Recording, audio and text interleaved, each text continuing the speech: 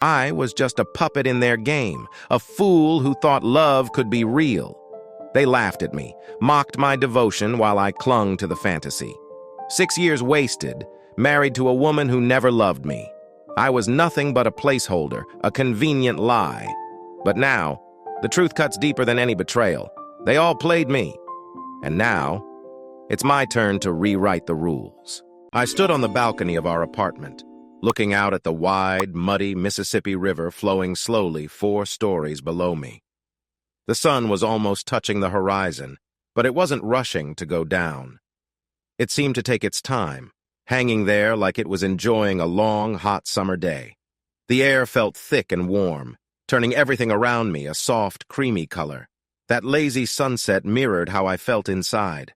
The slow, fading light felt just right for my mood, for my marriage, my life, everything I knew, everything. I looked down at my hands on the railing. My wedding ring caught the light, reminding me of the promise I had made, shining bright like the sun as it sank lower. A wave of memories came over me. I slipped the ring off my finger and held it for a moment. Then, thinking deeply, I tossed it away towards the setting sun. I have to admit they all played their parts well. It wasn't too hard, though. I had wanted Sandra Trulson since we first met in middle school. She was everything a true Southern lady should be.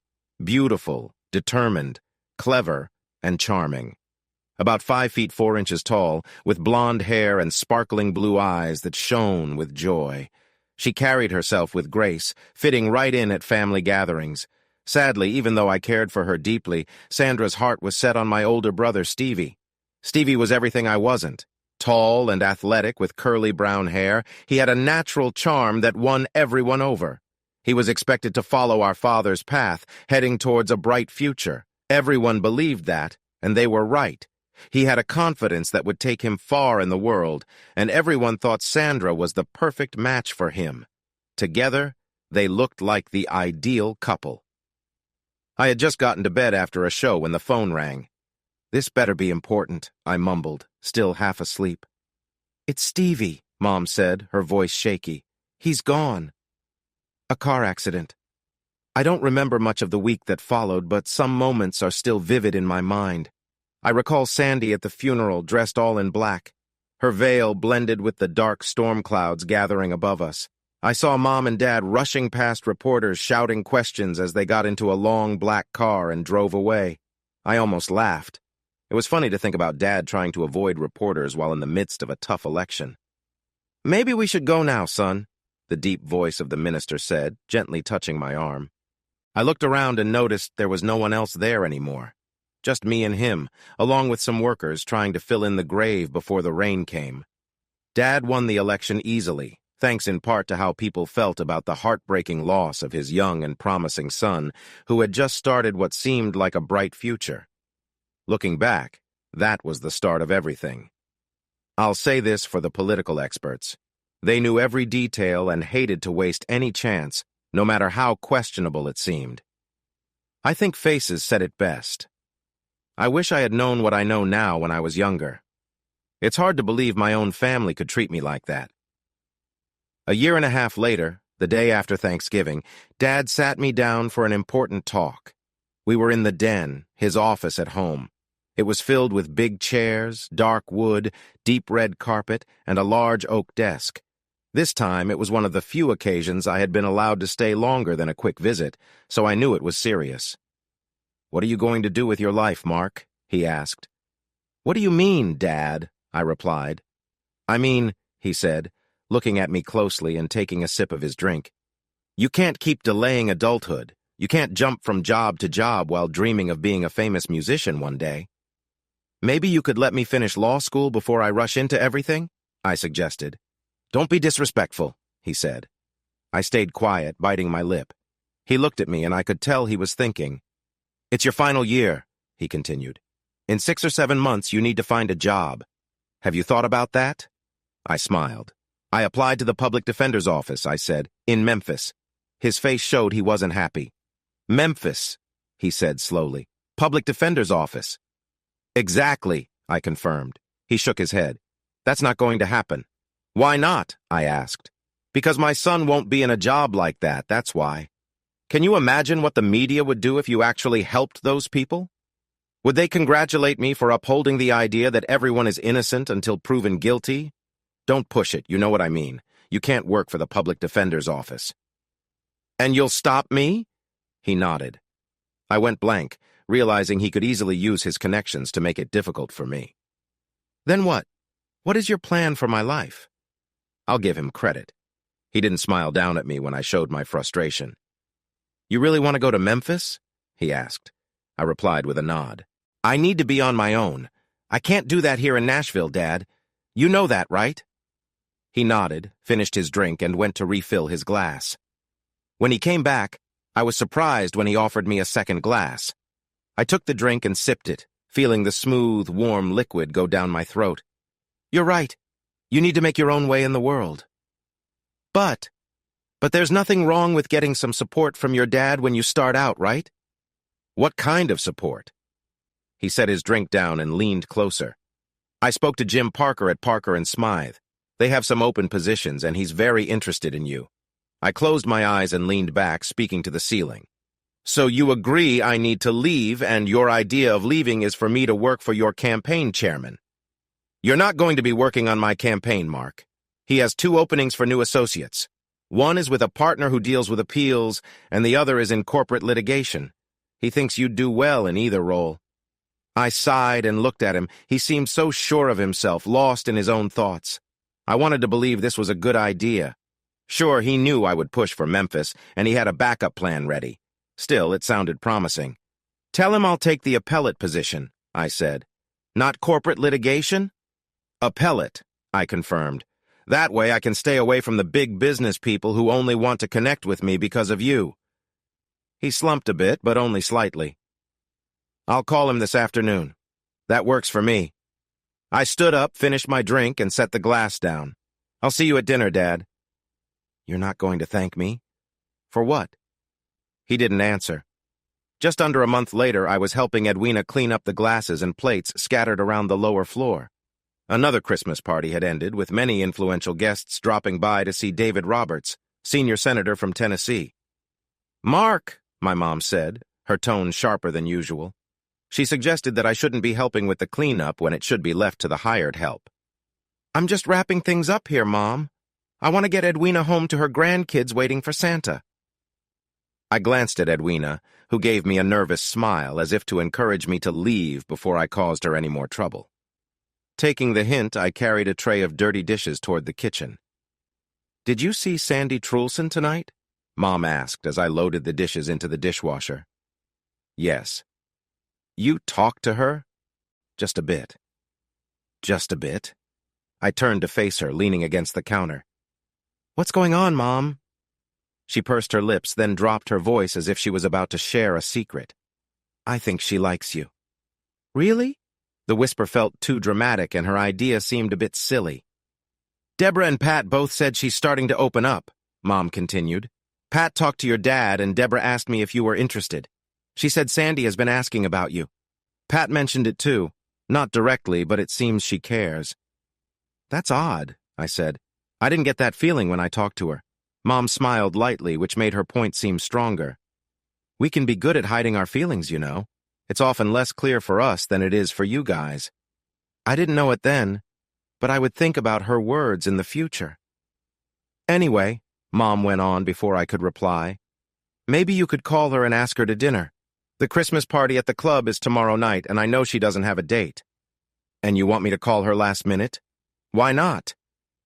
Because maybe she doesn't want to go. Mom gave that knowing smile again. I think she does, if the right person reaches out.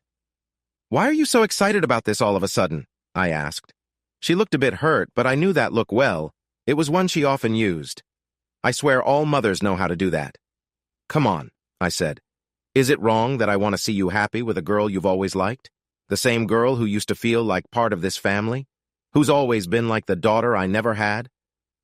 Mothers. Am I the only one who feels they're great at playing the sympathy card? Even if it doesn't tug at your heartstrings, you still go along with it to keep the peace, right? It must be in their genes. I sighed.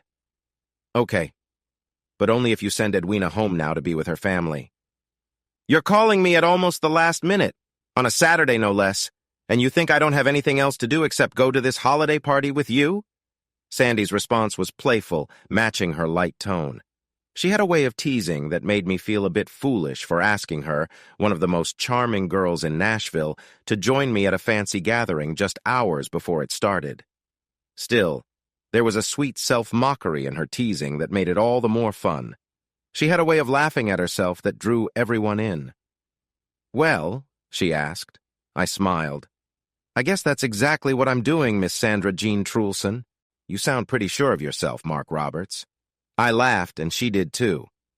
"I understand if you have other plans, Sandy. I know Saturdays can get busy, but I thought I'd give it a try." "Oh, really? You want to give it a try?" "Exactly. Give it a try, no matter how small." She laughed again. "Well," she said, pausing for a second, "I'm looking at my calendar right now, and guess what? I think I'm free this evening." I smiled, imagining her playful expression even over the phone as she went along with the banter. It was all in good fun, and I could see her twirling her hair as she spoke. "Since that's the case," I said. "Yes? Yes, what?" "You said, 'Since that's the case.' So? What does that mean?" "Didn't I already ask you to the party? You asked if... I specifically asked if you would be kind enough to join me at the party. I know I did." "It's not polite to interrupt a lady. It's not polite to correct a gentleman or to keep him waiting. Am I doing that? That's exactly what you're doing." "Okay, Mark Roberts, then I won't keep you waiting any longer. What time will you pick me up? 6? A bit early, don't you think? Not for a chance to spend more time with you." She laughed lightly. "You're quite charming." "So 6 it is? 6 it is. Dad let me borrow the car for our outing. That car won't work," he had said, waving dismissively at my smaller vehicle. At 5 to 6, I arrived at Pat and Deborah Trulson's beautiful white house and parked in front of the impressive entrance. Pat Trulson answered the door himself. "Mark, come right in," he said, holding the door open. "Sandy's still getting ready upstairs. She won't be ready for a few more minutes. Would you like to join me for a drink in the study?" "Of course, sir," I said, feeling a little nervous. As a state politician, Patrick Trulson was just what you would expect from a Tennessee leader. He was taller than me and had a strong build from his days as a college football player.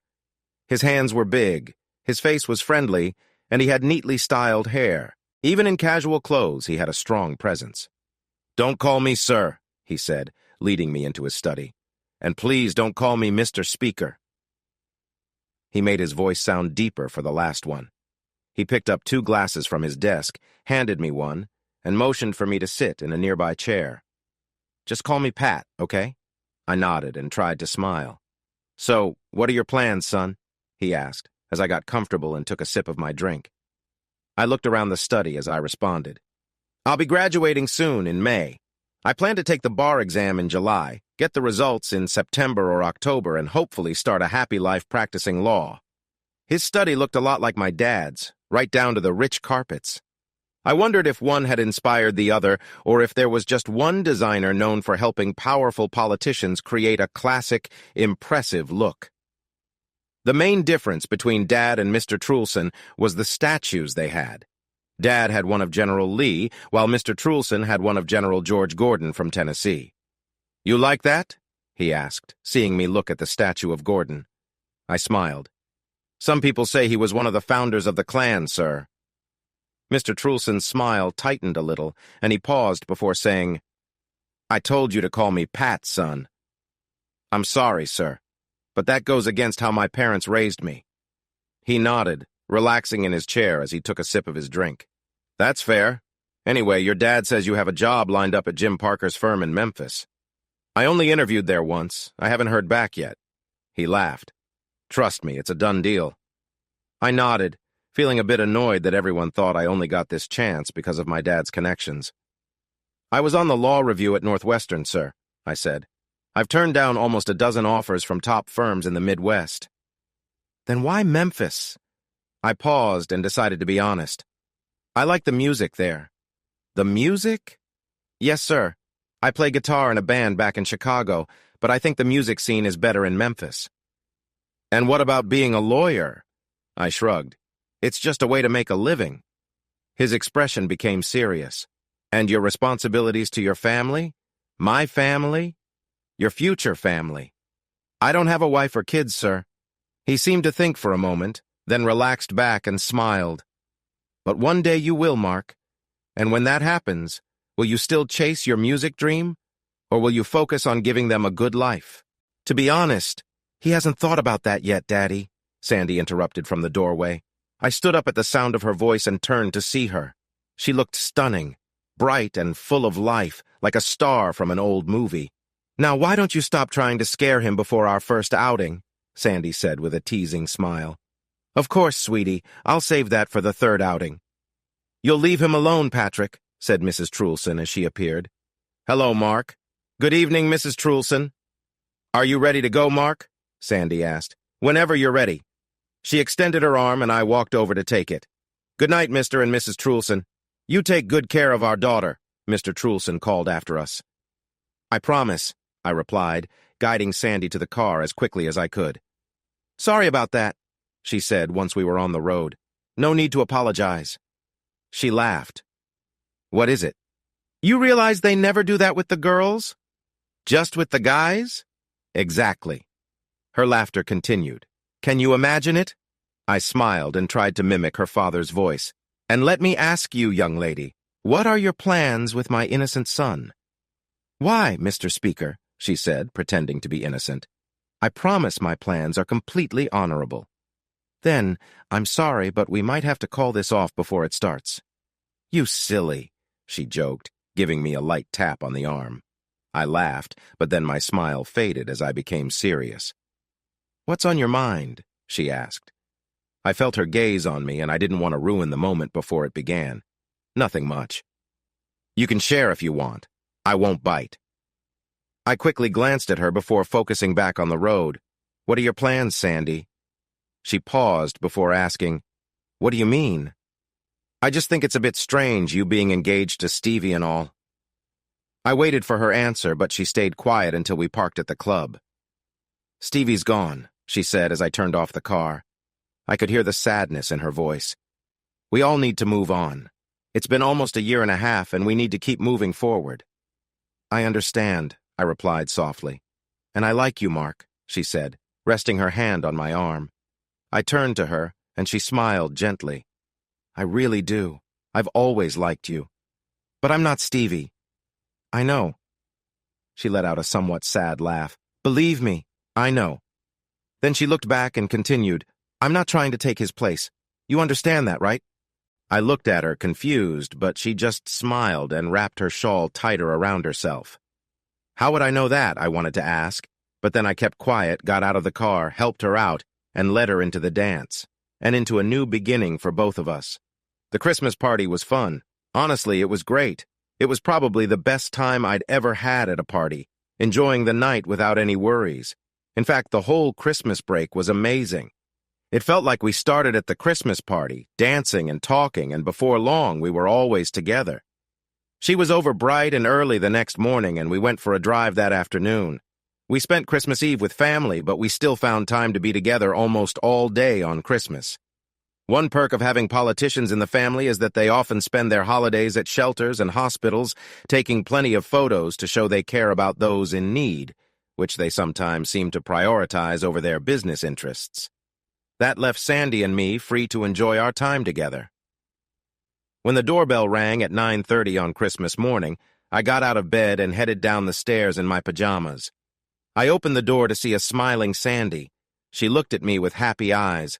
Maybe I didn't have much hair, but I looked more fit than I might have seemed in my loose clothes.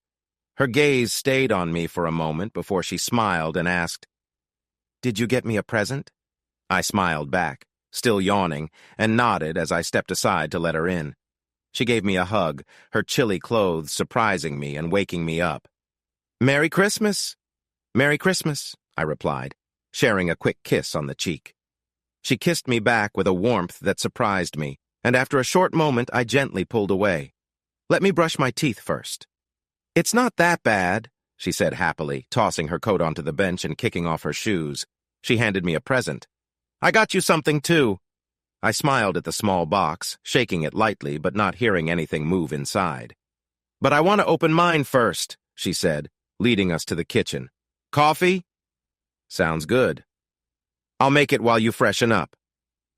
"I'll be quick," I said, watching her bounce down the hall with excitement. "Come on, hurry up," she called back. "I can't wait to see what you got me." 10 minutes later, we were enjoying warm coffee next to the Christmas tree. "I wonder what it is," Sandy said, holding the box and giggling at my less-than-perfect wrapping job. Then she tore into the paper and opened the box. "Oh, Mark," she said, looking at the 3 silk scarves inside. "They're lovely." "You really think so?" She admired them for a moment, then put the box down and leaned over to give me a genuine kiss. "Really?" she said as we pulled apart. "Then maybe you'll like this too," I said, reaching under the couch for 2 more boxes. These held 2 blouses and a sweater, and her face lit up even more at these gifts. Finishing my coffee, I stood up. "Aren't you going to open my present?" she asked, trying to hide her excitement. "In a minute," I said, lifting my empty mug. "I need some energy." When I returned, I sat next to her and handed over a small wrapped box. "Just one last thing." Her eyes grew wide with joy as she looked from the box to me. "You shouldn't have done all this. I didn't really get you much." I smiled, enjoying our time together. "You've made me happy. For the first time, I really feel what they say about how nice it is to give." Her hands shook slightly as she unwrapped the small box. She looked at me, uncertain, and then peeked inside. "It's beautiful, Mark," she said, a tear forming in her eye. "Merry Christmas, Sandy," I replied, gently wiping her tear away as she took out the small gold locket from the box. "Open it." She opened it and looked at the picture of us from our first date last week. She smiled, but there was a hint of sadness that made me worry I had upset her. "Are you okay?" She nodded, still looking at the picture. Then she softly closed the locket and handed me the box. "Please put it around my neck." I did, feeling her fingers brush against the locket at her throat. I stayed quiet, sipping my coffee while she gathered her thoughts. Her eyes were on the empty box beside her crossed legs when she spoke. "I'm sorry, it's just that, well, you're one of the nicest people I've ever met." "And?" She looked up and smiled. "That's a compliment, silly." I shrugged and gave a half smile. "Thanks." She leaned in and hugged me tightly, saying, "You really are a great guy, aren't you?" I didn't reply and returned her embrace. "Okay," she said, breaking the hug and standing up, trying to smile. "Let me get more coffee, and then you can open your present." "Hurry!" I called to her as she walked away. A moment later, she knelt behind me, wrapped her arms around my neck, and whispered, "It's not much. Really, it's all what you make of it." I took my time, but soon I tore off the paper and opened the box. "Do you like it?" she asked softly, leaning in closer. I started, then pulled out the gift. "I thought you might enjoy it," she said in a low voice. I held back my surprise, trying to understand what she meant. "Merry Christmas," she whispered, giving me a playful nudge. I chuckled, feeling a mix of emotions as we shared this moment. "Indeed." She smiled, her expression playful but genuine. I turned and gently kissed her, the moment tender. We shared a quiet connection, feeling the warmth of being together. As we hugged closer, I cherished the affection between us. "Let's go upstairs," she suggested softly, standing up. "Not a chance," I said, gently pulling her back into my arms. "We have plenty of time." She looked at me with a cheerful smile. "But what if someone comes to the door?" I laughed softly. "Then they'll just have to wait."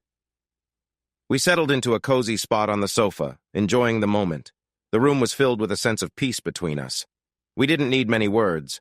Our actions showed how we felt, simply and sincerely. The scene reflected our strong connection, filled with warmth and care, keeping the troubles of the world outside. I was worried that everything was moving too quickly. I felt like things might get complicated or fall apart before they even started. Sandy seemed to realize something was happening too. I noticed her expression change. She looked proud and happy. Most importantly, she looked victorious. Her smile grew wider and her eyes sparkled with joy. That puzzled me, and I might have stayed confused if Sandy hadn't reached out to play with my hair, bringing me closer. I focused on her, feeling a nice warmth between us. Then I closed my eyes and leaned in, sensing her happiness. From above, I heard a gentle sigh followed by a calming breath. I was lying on my side, softly touching the side of Sandy's hip, which rested against me. My cheek rested against her neck as we breathed together. "What are you thinking about?" she asked quietly. I burrowed in deeper, not sure I wanted to say anything. Even though this bond was wonderful beyond my imagination, there was a hint of guilt and uncertainty in the calm. Sandy turned to face me. When she saw my expression, she gave me a comforting smile and touched my cheek. "You feel bad, don't you?" she asked. I shrugged. "Because of Stevie?" I shut my eyes. "This is all just a bit confusing. We need to move on, Mark. We both do. Yes, I was engaged to Stevie, but he's not here anymore, okay? But I'm not like him. I don't understand why you— That's exactly why I'm here, with you, now. Because you're not like him, okay? If you were, well, we'd both be struggling to move on. This wouldn't work." "What do you mean?" "I mean, I'd be looking for someone else, and you'd be pretending to be someone you're not. But you're not pretending to be him. You've never tried to be like him, and you won't. You two didn't compete. This wouldn't work if you were like him." "Except when it came to you," I said. "We both liked you." Her hand stopped on my cheek. "You never asked me out, Mark, not even once." "But I was going to. He knew that, and he beat me to it." "I didn't know. He never told me." "Don't feel bad. That's not the point. But if I had—" She looked deeply into my eyes, a mix of doubt and sadness. She understood my meaning, and her look softened. "You're right. If I had known, if you'd asked me at the same time, I might have chosen him." "You're right, but what does that matter?" "What do you mean? What does that matter?" "Just that. So what? That was then. This is now." "You say that like, well, like it doesn't matter anymore." "But it doesn't." "Why doesn't it? I don't get what you're saying." "Stevie was popular and confident. He was a leader, and I feel so different. I'm not like him at all." "How can you even like me after him?" I asked, a bit confused. She gave a small smile and raised an eyebrow. "You see something ordinary, but I see something special. You think you're shy, but I see you as kind and thoughtful. Everyone has their flaws, Mark. We all do, don't we?" "Yeah, but it feels like you're settling." She squeezed my arm gently. "This isn't just okay. I might not have a lot of experience, but I know what I like, and you stand out to me. You may not see it, but I do." That made me feel better. "So, this was good for you? Want to hear a secret?" "Sure. You really surprised me. I don't usually feel this connected to someone, but with you, it felt special." I smiled at her. "Thanks." She softly touched my cheek and leaned in for a gentle kiss. It was warm and sweet. Over the next 3 weeks, we enjoyed every moment together. As winter break came to an end, I worried about what would happen next. 2 days before I had to go back to Chicago for my last semester, we lay together on the bed in the afternoon. "Why are you so glum?" she asked, resting against me. "What do we do now?" "Now? I'm leaving in 2 days. You're leaving in 3. Are we going to keep this going?" She snuggled closer. "We can see each other on weekends when we can, and all of spring break, and stay in touch online." "You sure? Aren't you?" "I guess so." "You guess?" She playfully nudged me, laughter filling the air. "You guess? I'm just someone looking for a break, then it's back to the city with all your fans after you and your band?" "They're not just fans," I said quickly. "Who? The fans or the band?" "Neither," I said, taking her wrists playfully. "Especially the fans." "You troublemaker," she giggled, playfully squirming. We rolled around on the bed, laughing and teasing for a while before we finally calmed down, breathless from the fun. "I'm going to be here for you, Mark," she said, her voice serious. "You get your degree, and I'll get mine. I've probably got a job in Memphis lined up, too, and then we'll get a place together." I turned to her, surprised by what I heard. "You care about me?" "What? You? Are you serious?" She smiled brightly. "Why? Do you care about me?" "You know I do." "You've never said it." "I didn't want to scare you away. It felt like too much early on." "So you do?" Her smile returned, lighting up her face. I nodded with a grin. "Then say it." "Say what?" "That you care about me." "Okay, I care about you." "Say it like you mean it." "Sandra Trulson, I care about you more than anything." No star in the night sky shines as bright as how I feel about you. Oh, come on, she said, turning over playfully. I meant to say it more sincerely. I laughed. But it's true. Oh, really? Really? She smiled and added, okay. Well, I guess I care about you too. You guess? She shrugged. Isn't it a bit early for all of this? You little trickster, I replied, keeping the playful tone. Did you just call me a trickster? Yes. For some reason, that made her laugh more, and it only stopped when I started playfully poking her sides. At first, she tried to wiggle away, but then she leaned in closer as her laughter faded. Looks like someone is feeling playful, she said, grinning. Sandy kept her promise. Every day, she sent me little messages, funny and sweet, sometimes venting about something. We talked on the phone 3 or 4 times a week, which wasn't cheap since we lived far apart. Despite the distance, we grew closer. Through our messages and calls, I learned to understand her moods and enjoy her spontaneous, sometimes surprising personality. She said the most unexpected things, making it hard to tell when she was joking or serious. Just when I was about to ask her something, she'd giggle in that cute way, and I'd end up laughing at a joke I would think about for the rest of the evening. It was wild and fun, all the joyous things you see in old movies or hear about in songs. Sandy was more than a breath of fresh air. She was a strong wind that filled my life, making me hold on tight. It was wonderful. We spent spring break together in Chicago. She watched me and my band perform 2 shows, one at a club in Lincoln Park and another in the suburbs. The rest of the week was filled with easy days walking hand in hand through the Loop, visiting museums, the zoo, and strolling by the lake. Why do you look so down? Sandy asked softly as we lay there. I was lying on my back, looking at the ceiling. She was curled beside me, lightly touching my arm. I shrugged a little. Are you sad that I'm leaving? She teased, thinking my expression was funny. What is this? I said a bit louder than I meant to as I turned to face her. She looked surprised for a moment, but then smiled again.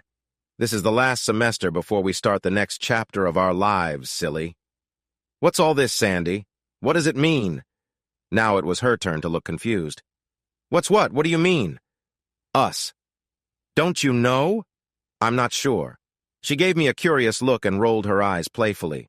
Looks like I have to think for both of us. See? I can't tell when you're serious or just joking. Her expression grew more serious and her eyes met mine. Seriously? You want me to be serious? How about this?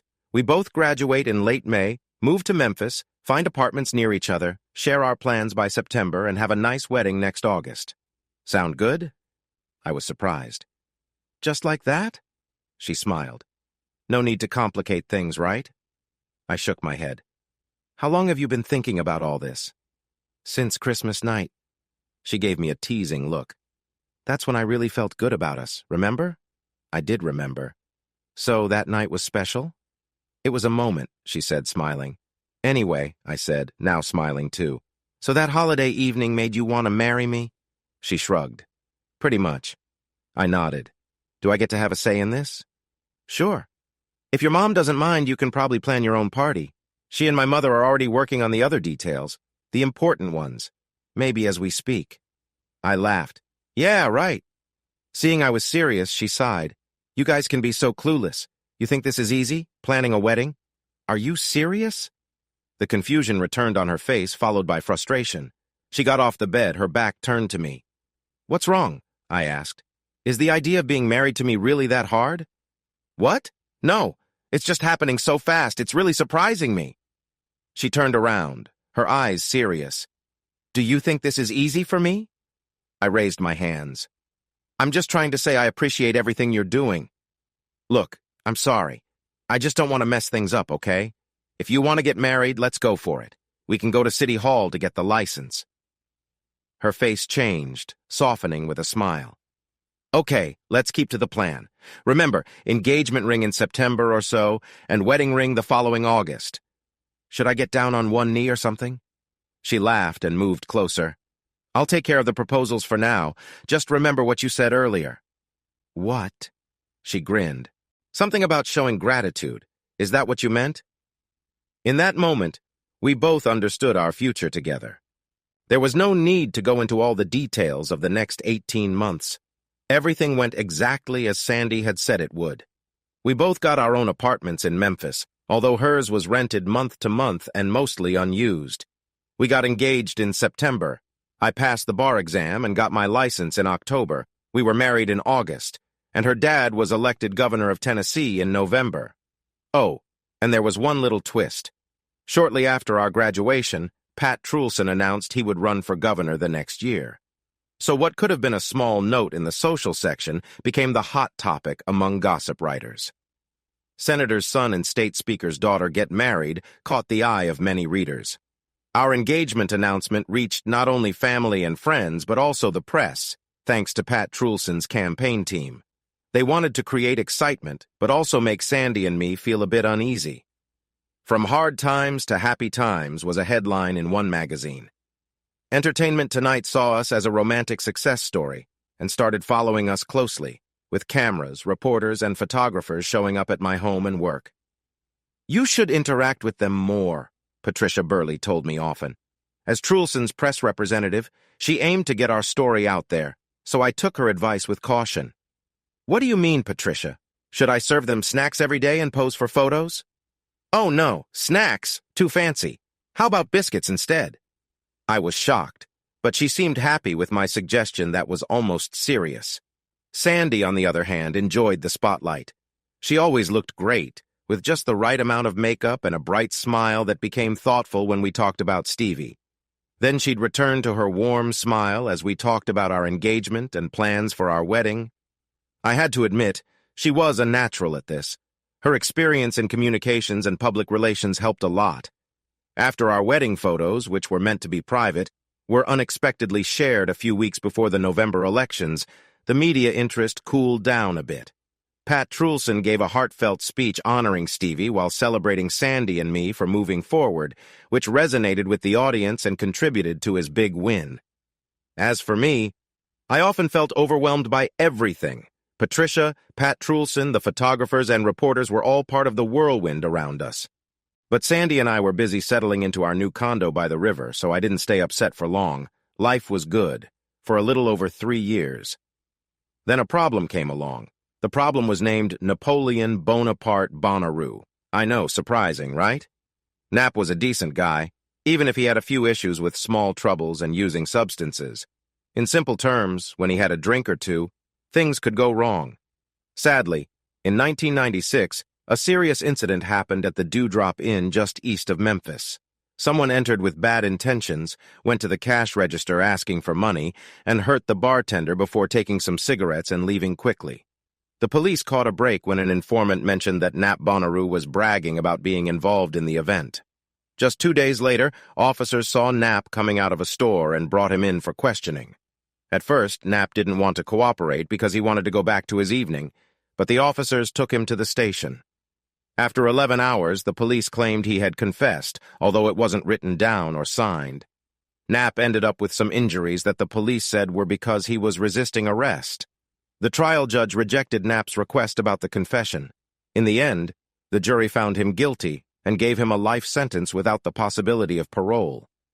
The state Supreme Court didn't clarify much, sending the case back for resentencing due to another mistake in the trial. Finally, the judge changed the death sentence to a life sentence. With the life sentence in place, the appeals regarding the confession started again. The state appellate court agreed with the trial judge. Eventually, the Supreme Court threw out the appellate court's decision, saying the confession shouldn't have been used in court. However, they decided there was enough other evidence to keep the conviction. They stated that letting the jury hear the confession, which was central to the state's case, didn't harm Nap's chances because there was still strong evidence against him. The United States Supreme Court chose not to hear the case. This could have been the end, but prison inmates often file motions with the courts. Nap likely found a skilled lawyer inside the jail to help him. He submitted a petition for writ of habeas corpus in a timely way at the federal courthouse in Memphis. That's when I got involved. Federal judges usually don't like dealing with inmates who submit unclear or poorly written requests. Therefore, all of us with a federal trial license are required to take at least one of these cases annually, investigate it, and present it properly, at no cost. Nap Bonnaroo was my first assigned case. After reviewing the file for a long time, it became clear that he had been stuck in jail for a decade based on a questionable confession he might not have made at all. "It's your case," Jim Parker said after I explained everything to him. "You can manage all your other tasks, but focus on resolving this one. If you need someone to talk to, you have Harvey. Just remember to handle Harvey's cases and anything else too. Understood?" I nodded. Parker leaned back in his chair. "This is the big leagues, Mark. You can take it wherever you want, but you'll be the one responsible for explaining it later. Got it?" Big law firms operate this way. What better way to give young lawyers real experience than to let them run a case for a prisoner who isn't paying? Who cares if the person is truly innocent and struggling?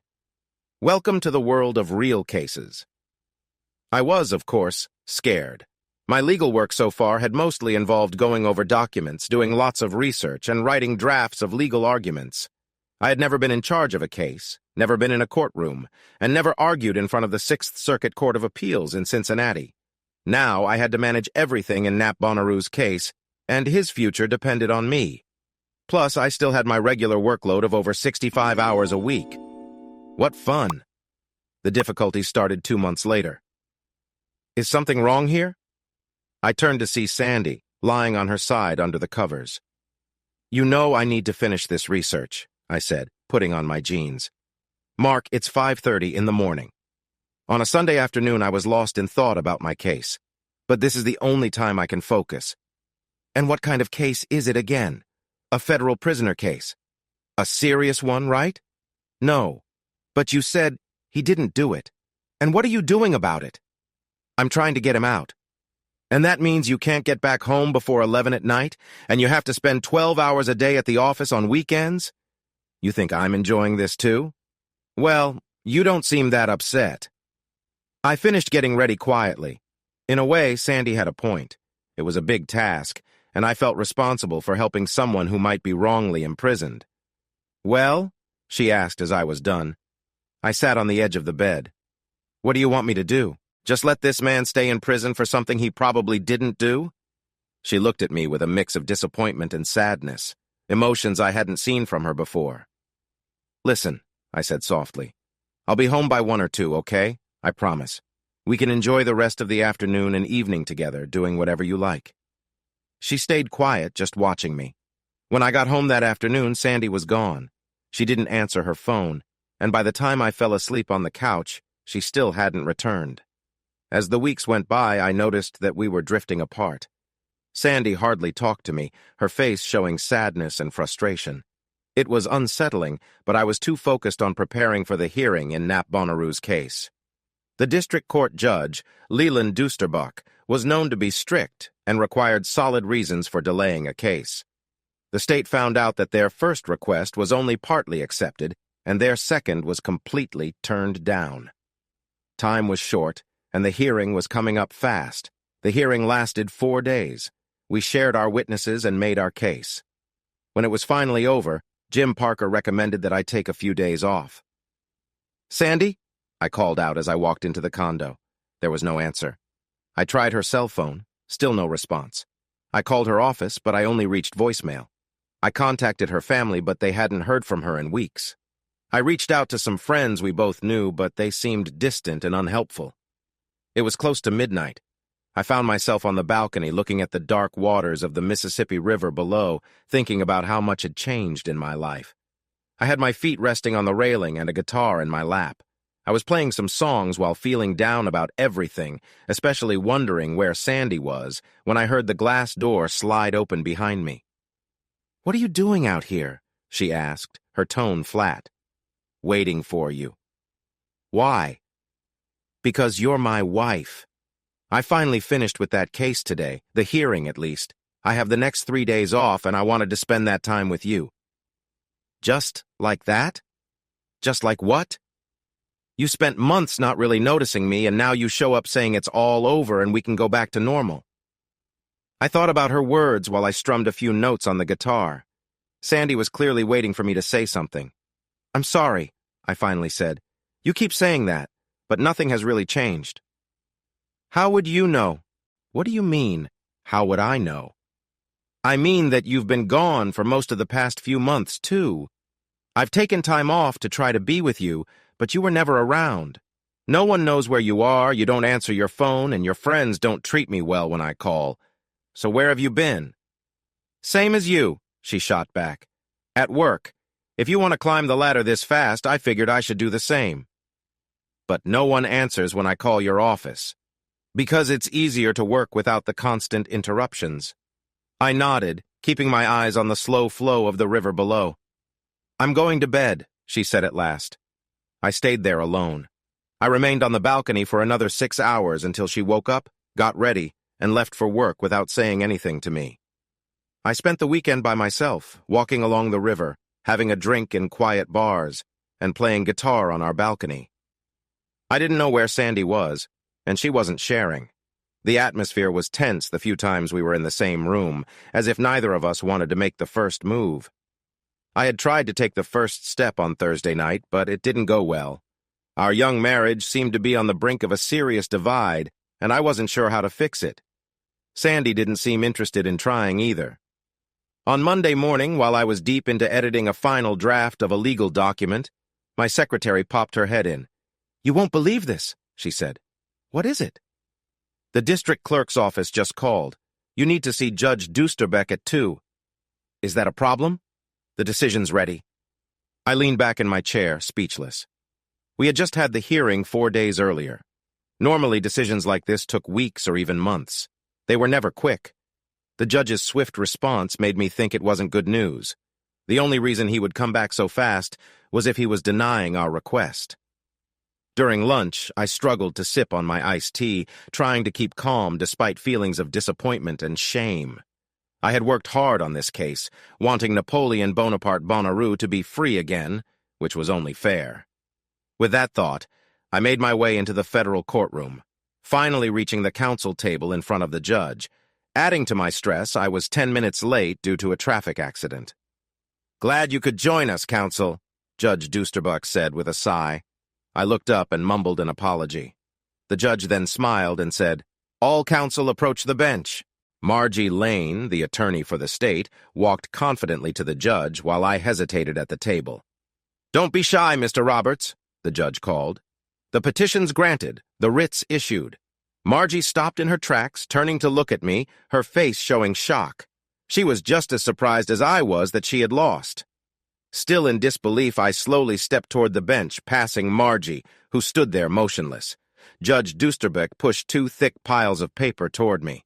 "One's for you and one's for her. The original is with the clerk already." Looking at the stack of papers, I reached out and took both copies, unsure of what to do next.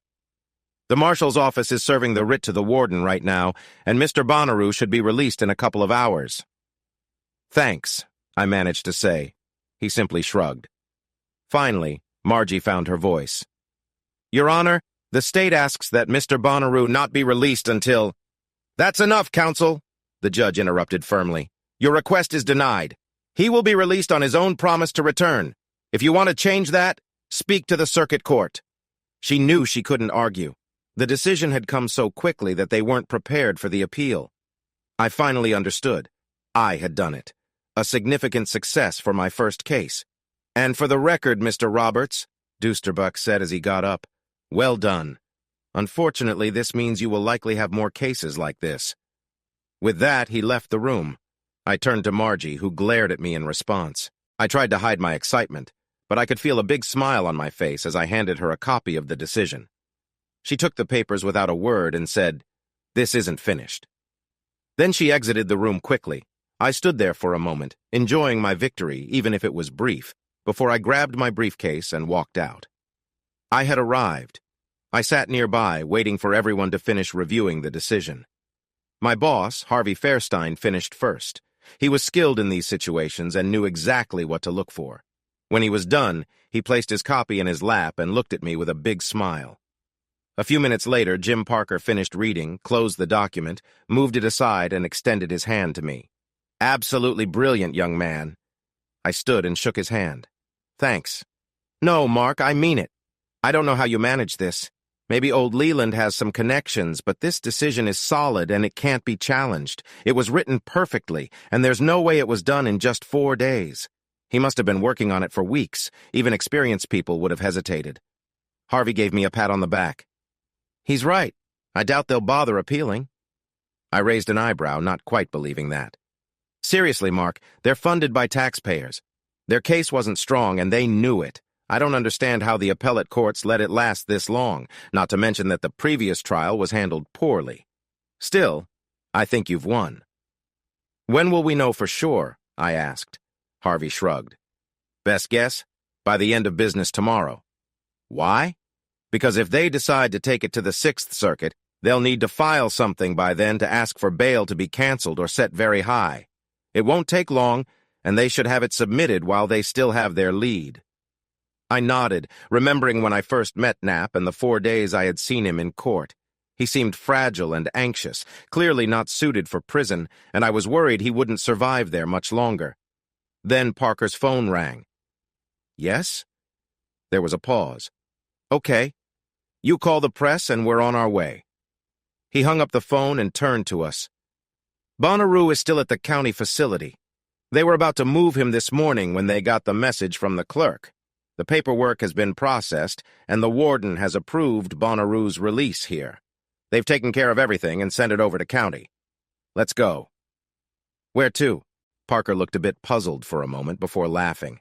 Mark, this is big news. This guy has been wrongly imprisoned for 10 years. With the police mistakes and some bad choices by the courts, this is the main story for tonight's news. Front pages tomorrow. And you really think we should let this chance for free publicity slip by? We have a perfect opportunity to introduce our new shining star to everyone. Then he paused and said, You know, you should really keep your hair shorter, and please tell me you have a pressed shirt in your office. I shrugged and smiled. Sorry, boss. He can present himself as the dedicated young lawyer who has been working hard for this unfortunate person, Harvey suggested. Parker thought it over and then said, Good idea. Scratching your chin helps. Make it look like you're really tired from all this. Just look plain worn out, okay? I nodded. Great. Now let's hurry up. The crowd will be here in 15 minutes, and you need to be ready first. Jim and Harvey were right. There was a crowd of reporters, photographers, and camera people waiting for us when Jim, Harvey, Knapp, and I walked out of the jail. Jim and Harvey stayed back, and Harvey gave me a gentle push toward the podium already set up at the top of the steps. It seemed like jailhouses were used to this, but I certainly was not. The questions came quickly at Knapp and me. Knapp played his part perfectly, nervous and relieved, not quite sure what to say. I think I did pretty well, too, as the surge of excitement had worn off and left me feeling tired. I rubbed my eyes and touched my jaw, even managing a few yawns. The press seemed to enjoy it. Then the questions took a turn that caught me off guard. Do you think the state will appeal? I don't know. Have you discussed this with your family? I immediately felt cautious. Absolutely not. Still, Mr. Roberts, if they don't appeal, do you think it's because they're doing you a favor, being family and all? If that were true, I replied, then why did I need a hearing in the first place? No, sir. Governor Trulson is a great, honest man. He works for the people, and I worked here for Mr. Bonnaroo. The public had strong representation from Margaret Lane, and she worked hard to protect their interests.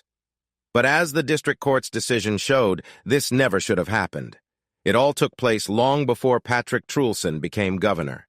Does this mean there's a bit of tension between you and your spouse? Another reporter asked.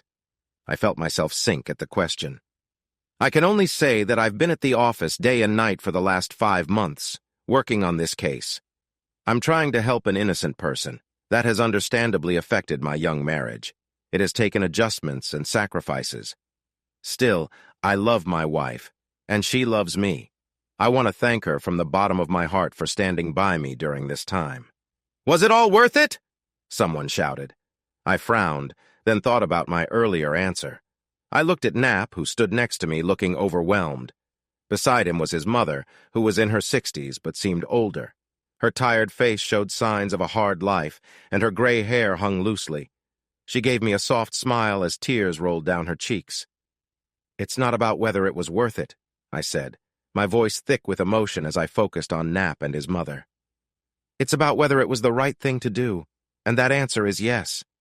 Tears filled my eyes as Mama Bonnaroo stepped closer, wrapped her arms around me, and rested her face on my shirt. She was filled with gratitude, and as Nap joined in, she hugged us both tightly. I felt the warmth of human connection. The press got closer, flashbulbs flashing around us, but we ignored them for that moment. I wanted to enjoy the feeling of having made a difference in someone's life. A real person who had been treated unfairly, but now had hope again because of me. Deep down, I thought this feeling of satisfaction would help as my marriage faced hard times. Jim and Harvey insisted on taking me out for dinner and drinks to celebrate. Knowing Sandy would be busy for a while and not wanting to upset my two bosses, I said yes. "My goodness," Jim Parker kept saying. "You were amazing. That whole group hug moment, all those tears. You're going to be on CNN for sure." "Yeah," Harvey agreed. "It was just perfect. We're going to be very busy soon."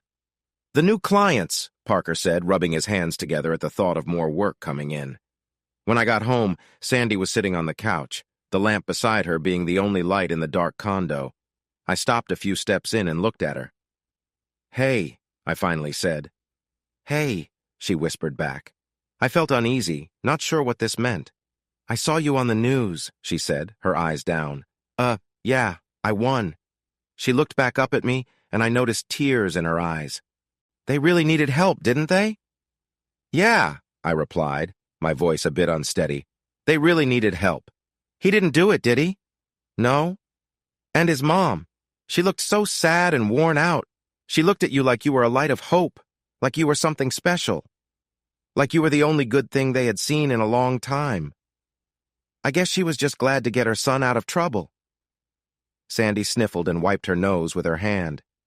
"Do you think you can just sit here with me for a while? Maybe just—" She paused, waiting for me to move. When I didn't, she looked down at her lap. "Don't say it," I said. "Let's just forget it, okay?" She looked back up, searching my face for understanding. I threw my jacket over the chair and knelt in front of her on the couch. "It won't happen again," I assured her. "I promise. Next time, they'll need someone else to handle things for me." She shook her head. "No. If this happens again, you do whatever it takes to help him or her or whoever. I feel so selfish, Mark, like I'm being unfair." "You're not being unfair. I just thought you were leaving me. You know that you didn't want to come home and were using this as a reason to make it easier when you finally moved out." "I won't do that," I said. "We're in this together for the long run, right?" She looked at me again, as if she couldn't trust my words and needed assurance. "The long run?" I nodded, smiling and shrugging. "Well, at least until you get tired of me, right?"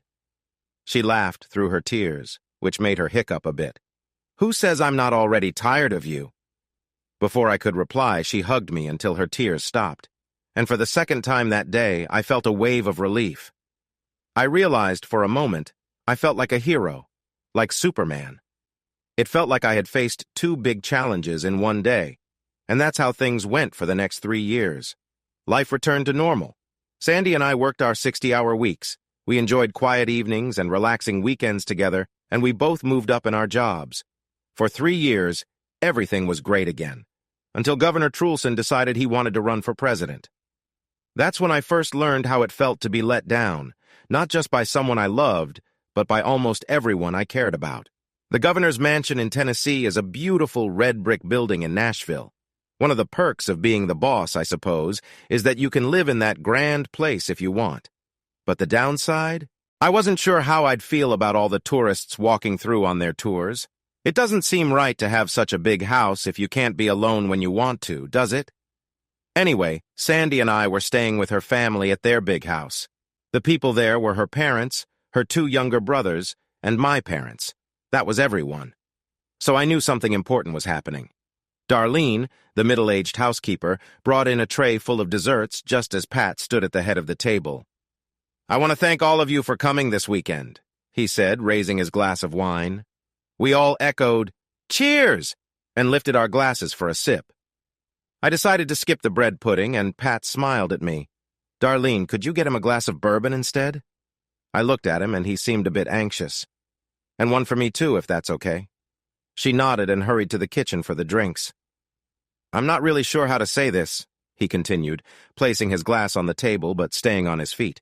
"Just say it, Pat," Dad urged calmly. His knowing smile suggested he was aware of what was coming. "Yeah, Dad, just tell us," Patrick Jr. chimed in, looking a bit uninterested. "I'm going to run for president," he said, looking at us as if waiting for our reactions. I'd like to say I was shocked, but I wasn't. Politicians often seek higher positions. If you're a governor, the thrill fades, and the only next step for Pat was the White House. Deborah and I have talked it over, and we think it's now or never. The Republican candidates aren't strong right now, and I have a real chance. Southern politicians do well at this level, Dad agreed. Pat managed a nervous smile. Let's hope that's true. He sat down and glanced around the table until his gaze landed on me. "What?" I said, not asking but making a statement. "I need everyone to support me in this, Mark." I nodded. "And you think I won't because—" He shifted in his seat. "You and my daughter. Is everything good there?" I was taken aback. I looked at Sandy, who smiled back nervously, then at the rest of the table. Everyone looked at me as if expecting an answer. "Why wouldn't it be?" "You two haven't had any children yet," Deborah said finally. "That's not my decision to make. I'm doing my part," I replied. Pat grinned widely. "So I can rely on you both to come to events, smiling and looking like a happy couple?" "Of course." I turned to Sandy. "Right?" She smiled brightly. "Definitely." "What was that all about tonight?" I asked a couple of hours later as I got ready for bed in our assigned guest room. "What?" Sandy asked, yawning. "That whole how's your marriage going thing." "It's important, dear. I guess they want everything to go smoothly before the elections," I said. "Why do they think there might be problems?" She shrugged wearily. "I have no idea." "You didn't mention anything to them?" "Not at all." "I told them we were fully committed." "So you knew about this already?" "They let me know when we arrived." "And you didn't tell me?" She smiled lightly. "Didn't want to ruin the surprise." "Did they ask about our relationship?" "Yeah." "And you said that we were serious about it." She nestled close to me, and I lay back, staring at the ceiling. After a moment I asked, "Sandy? Why haven't we started a family yet?" She turned to face me, resting her head on her hand. "Because we've never talked about it? Is that really the only reason?" "You want kids?" "I'm not sure. We're always busy, I guess. Still, I thought we would have discussed it by now." "Why's that? Isn't that what most couples do?" "But we're not like most couples." I looked at her, trying to understand her expression. She seemed confused by my questions. "Could we talk about it soon?" Her eyes brightened with a smile. "Of course. After my trip to Denver, we'll have a long chat about it." "Maybe next Sunday?" "That sounds good." She hugged me and whispered, "I truly love you." "Really?" I whispered back. "Really," she said, squeezing me tighter. An hour later, her words of love, and my whole view of love, felt as delicate as a glass left on the edge of a table. Sandy was no longer close to me. She had turned to her side, curled up and sound asleep. Meanwhile, I was wide awake, puzzled by the evening and by Sandy's strange answers to what seemed like simple questions. Realizing I wouldn't get back to sleep anytime soon, I quietly got up and put on a robe. Maybe a warm drink would help me relax. As I walked softly down the stairs to avoid waking anyone, I noticed light coming from the study door. I crept closer and heard voices. "You mean you never told him?" Pat Trulson asked. "Of course not," Mom replied. "Why not?" "Because he was never the one pushing for this. Sandy was." "How do you mean?" "He's been fond of her since he was very young," Deborah Trulson explained. "Sandy, on the other hand, has always been a bit of a free spirit. Independent as ever." "How did you convince Sandy to agree to this?" Dad asked. I felt a wave of anger and awkwardness wash over me. Deborah chuckled softly. "Honestly, we didn't. I persuaded her to give him a chance. Just see if there was something there. She was unsure about it at first because he's Stevie's little brother. I encouraged her to at least try it for her dad's sake. If things worked out as planned, it could even help him advance his career. It could be good for her, too." Someone laughed, and Pat said, "Well, that worked out." "She was hesitant at first," Deborah said, "but that Christmas, she came back smiling. I figured things were going well." "That's it?" Pat chuckled. I'm not sure, but she told me that night she thought she could stay with him long enough to get married, and maybe even a bit longer after that. Looks like she got him right where she wanted, Dad said, sounding amused. She's a nice girl, Mom added, and he's been in love with her since the beginning. This really is his dream. There was a moment of silence, and I felt my hands tense up. After a brief pause, Pat asked, "So why has she stayed with him all these years? Is she really dedicated to him? She doesn't have other friends that might complicate things, does she?" Deborah laughed lightly. "I have no idea. She seems happy. Maybe she's just settled into it." "They've both been busy with their jobs," Mom said. "Not much time to look for someone new." "So you think they will stick together?" Pat wondered. "Mark's not going anywhere," Mom replied. "And Sandy says everything's good on her end," Deborah added. I heard glasses clink. Then Dad said, "Let's hope so, Pat. Even a small issue could change everything." "You think so?" I heard their footsteps as they started to leave. I pressed back against the wall, staying hidden in the shadows. I wanted to confront them, but I knew that wouldn't end well. In my frustration, I might make things worse. I stayed there for a while, long after my parents and Sandy's had gone to their rooms. My mind was buzzing with thoughts. Now I understood Sandy's puzzling answers. Her responses to my feelings and her expressions of love made me think about our future together. She seemed to treat it like a big game, and that idea frustrated me. Then I realized something else. She acted like I understood everything, as if I knew our marriage was more about practical reasons than love. If she had known I wasn't aware of this, she might have been more careful with what she shared. Now, thoughts rushed through my mind so quickly that I felt overwhelmed. If it was just a game for her, did she have other people she cared about? If she didn't truly love me, why did she seem so upset during the Bonnaroo case a few years back? And why did she look so relieved when it ended? I couldn't answer any of those questions. Not one. If she had been distracted with someone else, it must have been during work hours. Still, aside from those few months during the Bonnaroo case, our relationship seemed to have the usual ups and downs, and the quiet time during that period was due to both of our long work hours. Yet it was still an arranged marriage, a marriage based on practical needs, not love. Had it grown to be more since then? For me, it had. I truly cared for her from the start. But did Sandy ever care for me? Did she grow to care, or was she just okay with me? Or did she hold any resentment? Suddenly, my worries about Sandy shifted to the realization that my own parents made choices without involving me. They shaped my life for their own reasons, both of them. How could they do that to their own son? I mean, really, how could they? Sunday was spent taking Sandy to the airport for a business trip in Denver. I drove back to Memphis to finish up some shopping and laundry. I went to bed early, but tossed and turned all night, wishing I had said something to Sandy before she left. Maybe then the bed wouldn't have felt so empty.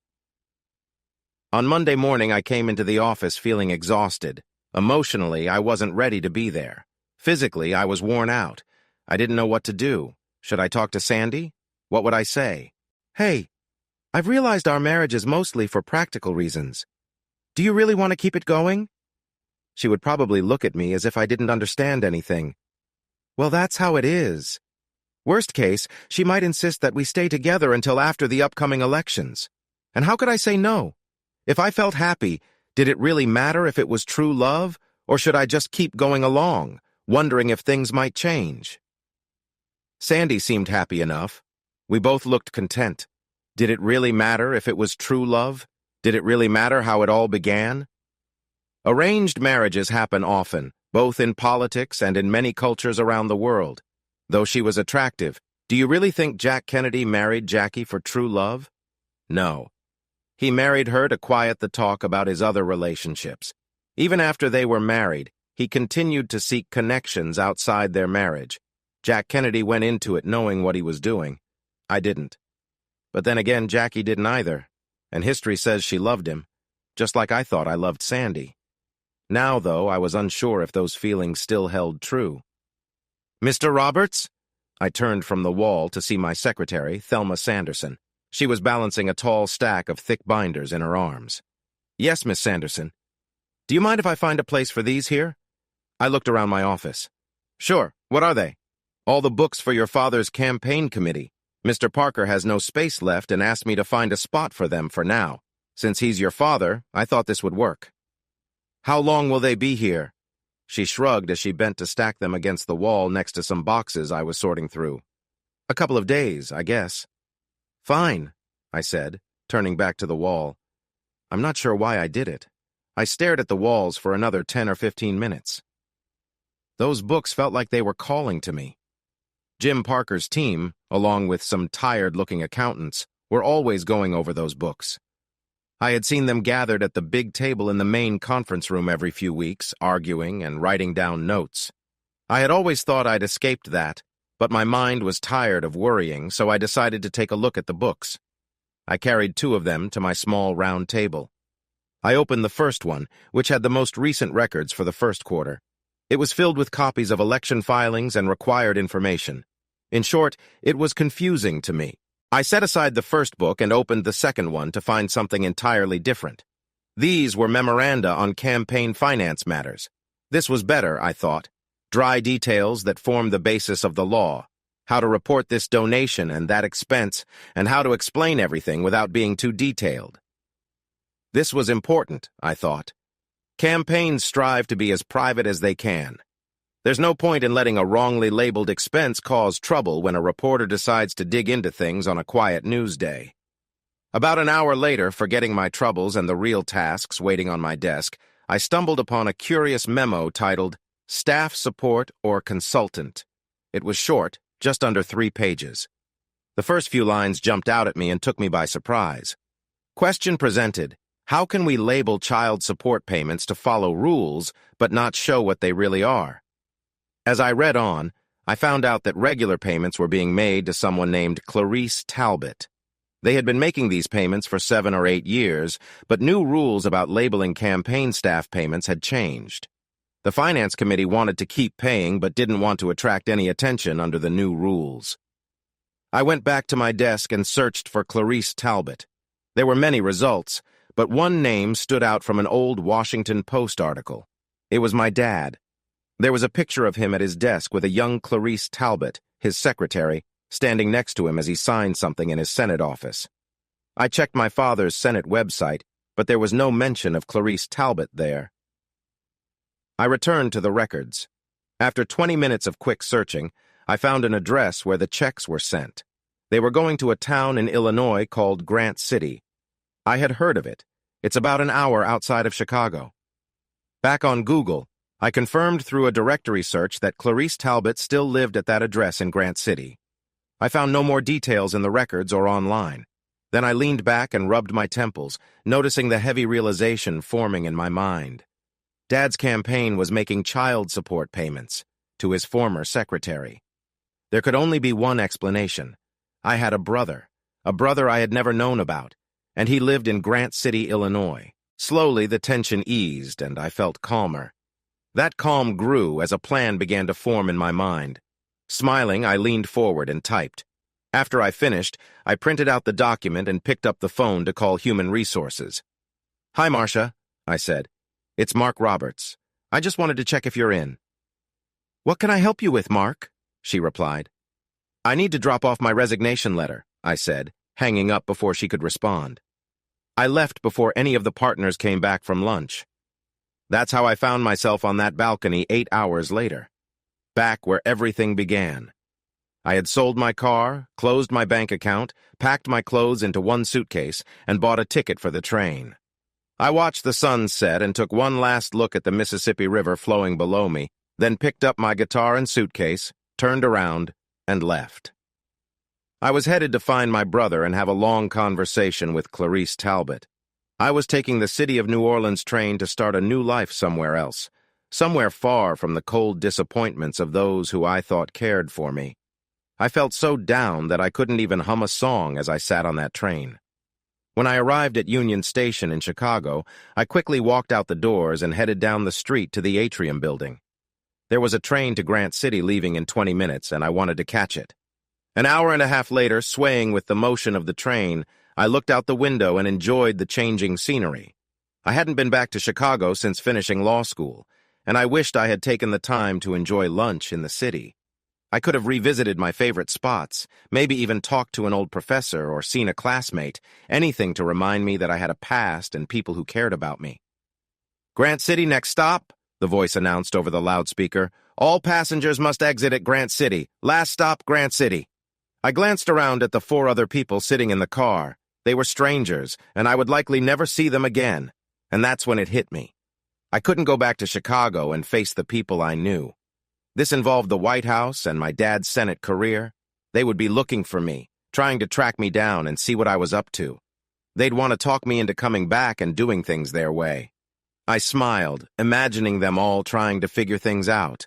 I was surprised no one had come to my place yesterday afternoon. I knew there had been calls, but I had let them go to voicemail. Soon they would realize I was gone.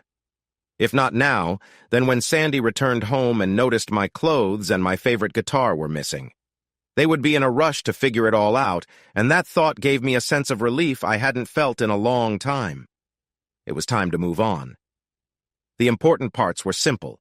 I arrived in Grant City and found it small enough that I could manage my belongings to a hotel about 1.5 miles away on the edge of town. After a quick lunch nearby, I used cash from my accounts and the sale of my car to buy a decent used vehicle. I then set off to find a real estate agent and an apartment to rent. On the second day, I moved my suitcase and guitar into a furnished 1-bedroom apartment. I also got a new driver's license and drove around looking for a job. Just before 11, I parked at a tavern on the edge of town. The sign said, "Help Wanted Bartender." I hadn't worked in a bar since law school, but how hard could it be? A gin and tonic is a simple drink, and the place looked like it could use some good service. When I entered, it took a moment for my eyes to adjust to the dim light. "Can I help you?" a voice said to my right. A big man, maybe in his late 30s or early 40s, who was about 6'4" and weighed around 300 pounds, was mopping the floor behind the bar. "Are you still hiring?" I asked. He motioned for me to take a seat on a bar stool, resting the mop beside him. "Name's Ferlin Fargo." I paused, not sure if I should use my real name. "Mark Roberts," I said. "Really?" Ferlin replied, glancing at my wrist where my watch was visible.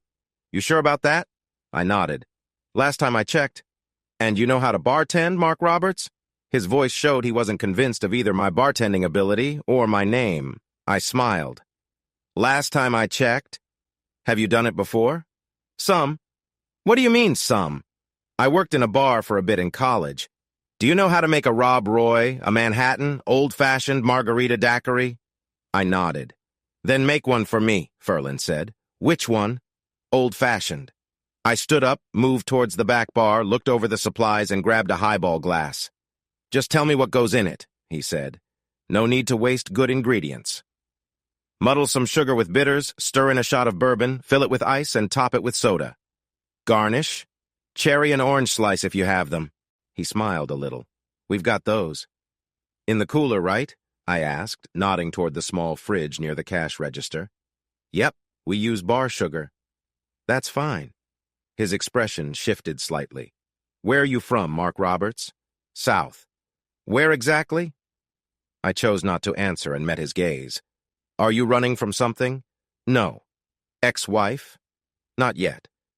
He studied me for a moment, trying to see if I was honest. Then he shrugged, possibly satisfied, and offered his hand. $10 an hour, 10:30 to 6, Monday through Friday. You might get some weekend hours if you want them or if someone calls in sick. Think you can handle that? What's the deal with tips?" "Tips are yours to keep. If you work with someone, you split the tips while you're together. You could also tip the wait staff if they help you. Or maybe the busboy if he gets you drinks or ice. It's up to you. How you manage it can influence how much help you get, I guess." "That sounds fair." "Prices?" "There's a list next to the cash register. If we have a drink special, and we usually don't unless it's a Friday or Saturday night with a band or something, they stay the same." I shrugged. "Seems simple enough." He chuckled. "We'll see." "So, am I hired?" "I guess so." "When do you want me to start? Is right now too soon? Am I dressed okay?" I asked, checking my jeans, loafers without socks, and a long-sleeved white shirt with my sleeves rolled up.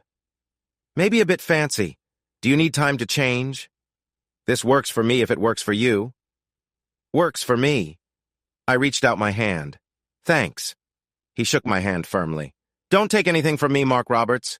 I'll know if you do, all right? Not going to happen. Make sure it doesn't.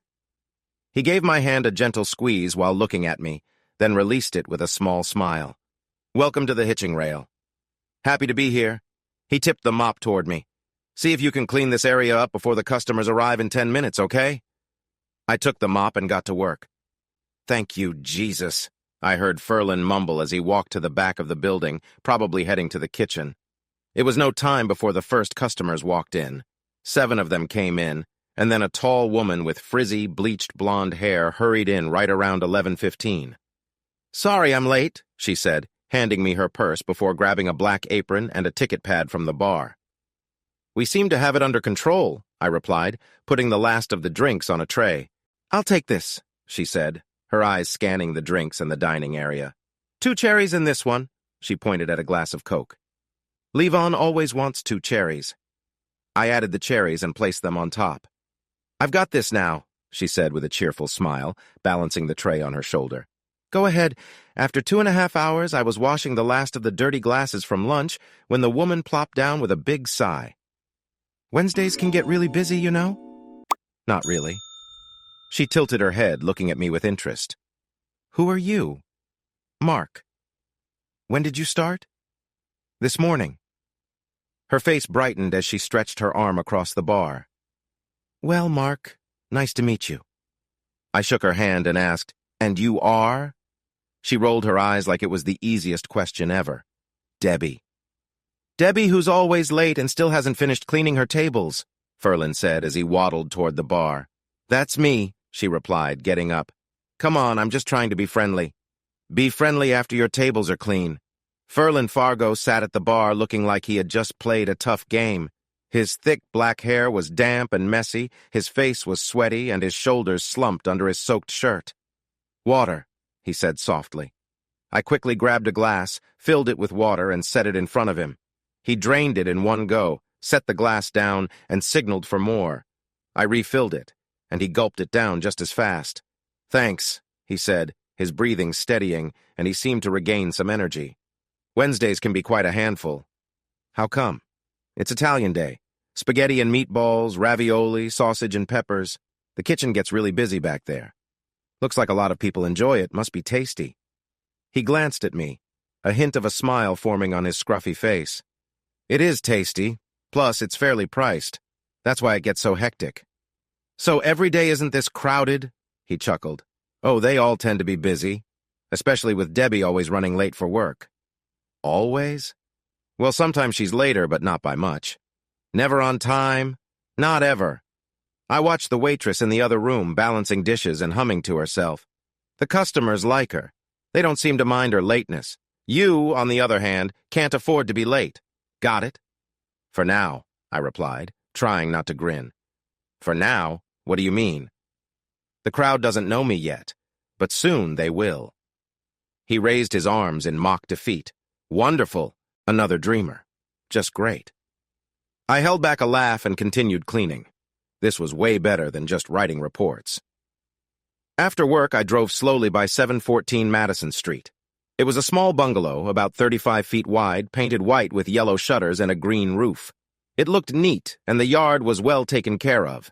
Behind the sheer white curtains in the front window, I spotted a shadow moving toward the back of the house, probably the kitchen. I parked by the curb and turned off the car.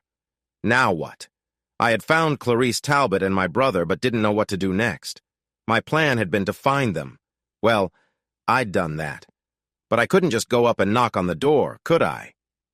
While I thought it over, a car drove by and pulled into her driveway.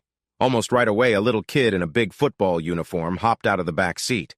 He reached back in, grabbed a football helmet, waved, and shut the car door behind him. The front door opened, spilling warm light onto the autumn lawn. A woman stood there, a tired smile on her face. The little boy dashed over, hugged her, and ran inside. Without another glance, she closed the door behind him. So that was her. That was Clarice Talbot. She looked much like in the old picture with my dad, but now she seemed more worn and sad. Even her smile for the little boy seemed a bit worn out, but it still felt warm and kind. What had Dad done? How could he do this so easily? I felt my anger rise again, and I hit the steering wheel in frustration at all the things I had missed. I was very frustrated.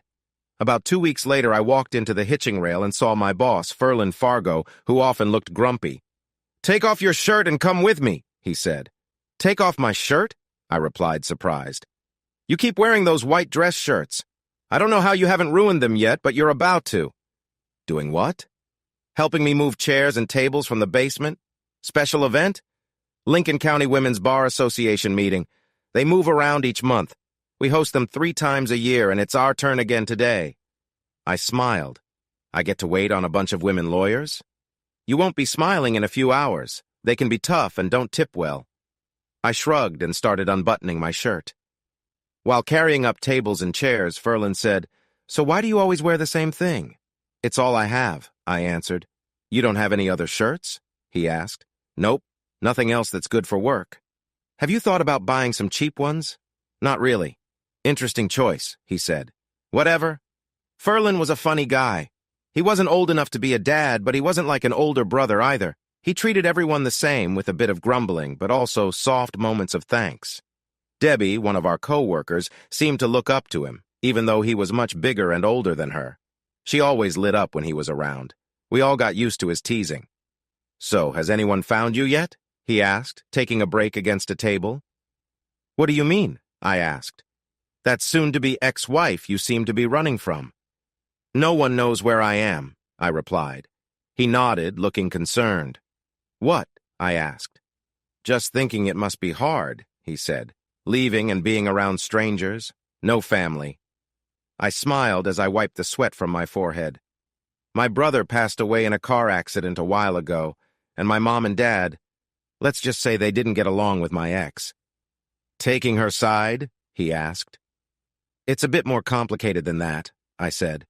He nodded, accepting my answer as I pulled my shirt back on. I helped Debbie serve the women from the Bar Association, then spent the next hour fetching drinks and refilling water glasses. Most of them ignored me, acting like I wasn't even there. 4 of them smiled at me and seemed friendly, showing they wanted to chat. One woman was around 50, wearing a snug sweater and a short skirt. She was lively and full of energy when I was close by, but I felt a bit uneasy with her excitement. At the end of the tables, there was a tall, blonde woman, probably in her late 20s. She kept looking my way, and when our eyes met, she tilted her head a little as if she was curious about me. When she stood up to go to the restroom, I saw that she was slim. Some might say she was attractive, but her look was unique in its own way. The other 2 sat together. One was shorter and slender, in her early 30s, with pale skin and weary eyes. Her hair was flat, just like her slouched posture. She seemed shy and often looked away when I met her gaze, and her smile looked a bit forced. Next to her was the most striking one in the group. I noticed her immediately when she walked in and couldn't take my eyes off her until she sat down. She had a lovely olive complexion and smooth skin, and her thick, dark hair framed her face beautifully. She held herself with confidence, wearing clothes that were stylish but not too flashy. Her expressions showed that she was aware of everything around her, and her eyes had a depth that fascinated me. I spent a lot of time during lunch thinking about her. Before I knew it, they all left, and Ferlin was correct. They didn't leave much for tips. The older woman did leave her phone number, though. Later that afternoon, I was at the bar, leaning back to grab 3 Budweisers and a Leinenkugel from the cooler. "When you have a moment," I heard a voice to my right. I turned and was surprised to see the 2 women from the Bar Association. Pocahontas was the one speaking, while her friend looked a bit shy, trying to hide on her bar stool. "Just a moment, ladies," I replied. I served the beers and then returned. "Gin and tonic," Pocahontas said, asking for lime. I nodded and then looked at her friend. "And you?" She glanced at Pocahontas and back to me. "The same, please." I made their drinks, served them, took their payment, and gave them the change, all without more conversation. "Mark!" Ferlin called a few minutes later from the corner of the bar. I walked over, leaning against the bar as I looked for empty glasses while Ferlin spoke in his low, gravelly voice. "Do you think you can work a double tomorrow?" he asked. "Terry's kid has a game." I shrugged. "Sure. It's a Friday, and those are our busiest days here. The fish fry keeps us busy from lunch until closing time." "I'm in." I stood up to keep a better eye on everything when Ferlin reached out and grabbed my arm. "Don't look now," he said quietly, "but I think those two over there are interested in you." "You really think so? It might be smart to walk over and say hi now and then. You get what I mean?" I felt a bit tense, but nodded quickly. The smile I had faded. "I'm not saying you have to do too much," Ferlin added, backpedaling. "Just being friendly can help, you know." I tried to bring back my smile and whispered, "Don't worry, I'll do my best." I saw an empty beer bottle on the bar and said, "Excuse me," as I slipped away. "Ladies," I said, standing in front of them and giving a brief smile before looking around the bar, "are you all set with drinks?" "We're good on drinks," the taller one replied, making her simple answer sound interesting. "But we're curious about you." I smiled back at them. The tall one raised an eyebrow while the shorter one seemed a bit shy. "And what, if I may ask, are you curious about?" I asked. "You hear that, Whitney? A nice Southern guy," she said. "I just love that sweet accent." "We wanted to know your name," Whitney said. "Mark," I replied, wiping my hands on a towel before reaching out to shake her hand. "Mark Roberts." She shook my hand, though it was quick and a bit hesitant. "And I'm Rebecca," the other one introduced herself. Her handshake was firm and lasted just long enough to feel warm. "Well, Whitney, Rebecca, it's nice to meet you." "Thanks," Whitney responded softly. "The pleasure's ours," Rebecca said. "Where are you from, Mark?" "Just south of here." "We know that," she continued. "But where exactly?" "Much farther south." "When did you move to Grant City?" "A couple of weeks ago." "Where do you live?" she asked. "In an apartment." "Are you going to keep playing this game all night?" "What game?" I asked, puzzled. She looked at me thoughtfully like she was deciding something. She seemed surprised that I wasn't showering her with compliments, but she didn't back off either. Her expression turned into a friendly smile. "Okay," Rebecca said, smiling. "I didn't mean to pry, we're just curious." "He's married," Whitney pointed out, looking at my left hand where the mark from my ring was still visible. For some reason, I couldn't take my eyes off the pale woman. Her face showed mixed emotions, disappointment, relief, and a hint of sadness, like she was dealing with her own issues. "Is that true? You're married, Mark?" she asked. I raised my hand to show the ring. "It's just a mark, not a ring." "Are you divorced then?" "Something like that." "Are you done with it, or are you still working things out?" I shrugged. Whitney surprised me when she said, "That sounds hard, right?" I looked at her closely. I could say, "More than you can imagine," but I'm guessing I'd be wrong, right? Whitney seemed to pale a little more before she gave a small nod. Rebecca put her arm around Whitney's shoulders and gave her a comforting squeeze. "Stay hopeful, kiddo. There's so much more to life." Whitney gave a faint smile and muttered, "Sorry." I tilted my head. "Sorry for what? For having the same troubles I do?" "My issue started a little over a year ago." "And you're still figuring it out?" "She's just having a tough time getting back on track," Rebecca explained. "The few people she's met lately haven't been too great. How about you, Mark?" I smiled widely at both of them and put on a strong Southern accent. "Of course not. I'm a Southern gentleman, remember?" "Exactly," Rebecca replied, smiling back. Whitney seemed to gain a little color and managed a slight smile. "Excuse me, ladies," I said, noticing some empty beer bottles on the bar, and walked over to take care of them. When I turned back, they were leaving. "See you later," Rebecca said with a little wave. I waved back and watched them go, trying to keep calm despite a rush of emotions. Both of them were interesting in their own ways, and they caught my thoughts unexpectedly. The rest of the night went like the previous 14, parked down the street from Clarice Talbot's home, watching my younger brother get dropped off and hurry inside. Then I'd return home to make soup and a sandwich and play guitar while watching TV. I still didn't know how to move forward. There was no doubt that little Schuyler Talbot was my brother. He looked just like me at that age, and likely our father, too. But approaching Clarice and stepping into her life, and my little brother's, felt like a big task. However, I knew I needed to do something. For now, I was happy just observing the younger version of myself in his school uniform. As I got ready for bed, my thoughts turned to Sandy. My parents and her parents shared a difficult past that I kept hidden, trying to stay upbeat. I still felt mixed emotions about Sandy, too. Once the shock faded, I started to think about our past together more clearly. For instance, I recalled how she seemed during the 3 months I was lost in my own problems. I began to wonder if she had been dealing with something else during that time. The hard part? I wasn't sure how I felt about it. If she thought our marriage was struggling, how much was she to blame? We weren't really married in the usual way, were we? This back-and-forth thinking was puzzling. Even though she had acted in ways that troubled me before, she seemed to come back with real regrets when she learned about my situation. From then on, our relationship felt enjoyable and caring, at least from my point of view. I often reflected on our time together, trying to find signs that she had not been loyal. Surprisingly, everything in our relationship, including her moods and our schedules, seemed steady throughout. If anything, things got better after those tough months. In the end, I found it hard to tell if Sandy realized I had doubts. Looking back from the very beginning, I remembered her comments and expressions that suggested she thought I understood our parents' plans for us, but she had never clearly said it out loud. She never stated, "It's nice our parents encouraged us to marry to help Dad's campaign, and I'm glad we stayed together for more than a couple of years." This left me confused. Were her remarks based on the idea that I knew everything, or were they small hints that I was unaware of the whole situation?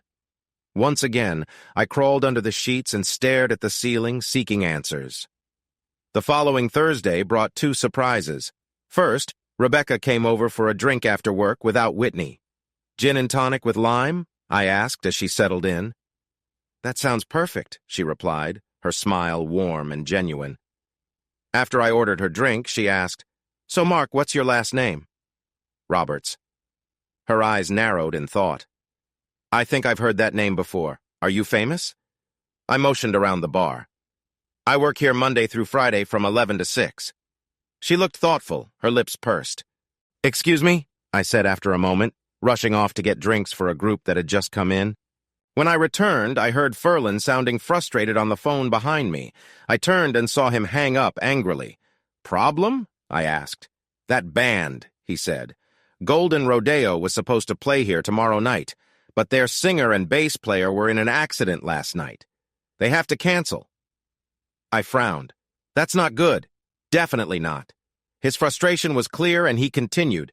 "Management says the rest of their acts are all booked, no replacements available." I nodded, thinking about the situation, and said, "I can play if you'd like." His face changed from doubt to surprise, then he chuckled. "Really? You?" That stung a little. "I'm serious." "Play what?" "Guitar. And I can sing too." "Ever done it before?" "Yes. I was in a band through college and law school." "Still in a band?" "Nope." "Any chance you could get them back together on short notice?" I shook my head. "But I don't need to. I can just perform on my own." "What kind of music do you play?" "Whatever you want to hear." "Nothing too loud, right?" "That would be hard to do with just one guy and a guitar." He nodded, crossing his arms and tapping his chin. "What equipment do you have?" "I've got an acoustic guitar. No amplifiers or microphones. And the acoustic plugs in. I can use it with speakers." He raised an eyebrow. "And you say you can do this?" I smiled. "What do you have to lose?" "Let me make some calls." "For what?" "I think I can get you some equipment." "If you can get an electric guitar, I'd like a Telecaster," I said. "You'll take what I can find," he replied, turning away to make a call. Then I noticed Whitney sitting on the bar stool next to Rebecca. Whitney was looking at Rebecca's phone, which was buzzing with some news. When they both turned to me, Whitney's eyes widened. "You're a lawyer, Mark Roberts," Rebecca said. "A good one, too. You were even married to the governor's daughter." "And a senator's son," Whitney added, curious. "So why is a senator's son married to the governor's daughter working here instead of practicing law in Tennessee?" Rebecca leaned back, expecting an answer. I felt a tightness in my chest. "Well," Whitney pressed, noticing my silence. I glanced at both of them, unsure about sharing. "It's a long story," I mumbled. Rebecca raised her eyebrows, and Whitney asked, "Did your marriage fail and then you came here?" "Something like that." "They must know where you are?" Rebecca asked. I hesitated, then shook my head. "That sounds like a careless choice, doesn't it?" Her words struck me, and I felt frustration surge inside. Me? Careless? After everything my family and wife had put me through? I don't know, I replied tightly. Want to share your story about how it was all his fault? I almost wished I hadn't said it. Whitney looked taken aback, her expression changing from surprise to hurt. Rebecca looked shocked, her eyes darting between us. Hey, she said, wrapping her arm around Whitney. Let's just take a breath. Rebecca shot me a surprised and disapproving glance, but I wasn't backing down. I struggled to keep my frustration in check and turned away, starting to clean the glasses at the sink.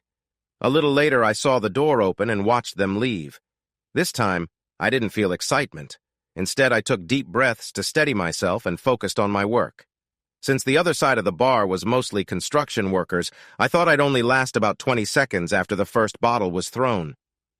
A few minutes later, someone called to me and I turned to see who wanted a drink.